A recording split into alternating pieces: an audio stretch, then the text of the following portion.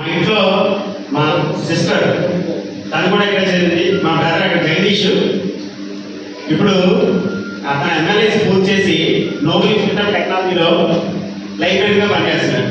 ఇంకో తమ్ముడు ఉన్నాడు కేశవస్తున్నారాయణ, సాఫ్ట్వేర్ ఇంజనీర్, యుఎస్ రిటర్న్ మొన్న బెంగళూరులో స్థిరపడుతుంది. మా పిల్లలు ఝాన్సీ, అఖిల్, యజ్ఞేశ్వర్ వీళ్ళు కూడా ఇక్కడే. మా తమ్ముడు పిల్లలు రోహిత్, నవ్యశ్రీ వాళ్ళ వరకు కూడా ఇక్కడే స్టూడెంట్స్. మేము మొదటి బ్యాచ్ అంతా సుబ్రహ్మణ్య దగ్గరికి చదువుకున్నాం. అంటే మా ఫాదర్ కూడా,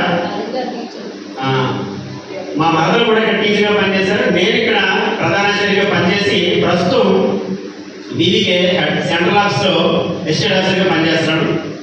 ఇది చాలా స్కూల్స్ ఉంటాయి,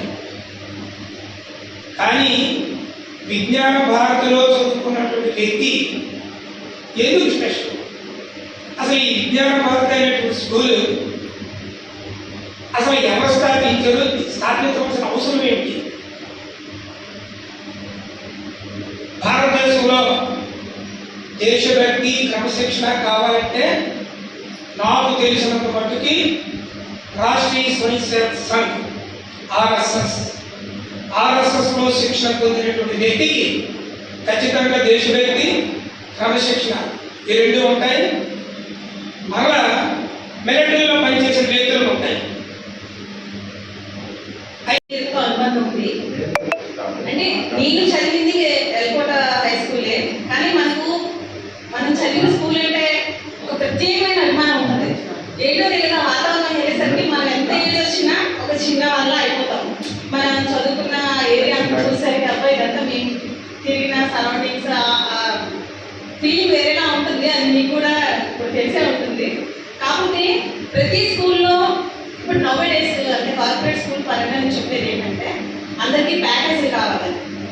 మావాడు బీటెక్, మావాడు డాక్టర్, మావాడు అంటే ఇయర్ ప్యాకేజ్గా చూస్తున్నారు, మార్క్స్ చూస్తున్నారు.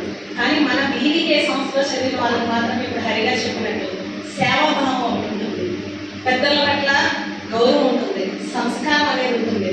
అమ్మా నాన్న ఏ విధంగా గౌరవించాలి, పిల్లల్ని ఎలా ప్రేమించాలి, పిల్లల అవసరాలు ఎలా తీర్చాలి, ఎవరికైనా సరే ఎవరి దగ్గర మనం ఎలా ఉండాలి అన్నది పిల్లలకి మెయిన్ నేర్పిస్తాము చిన్న వయసు నుంచే.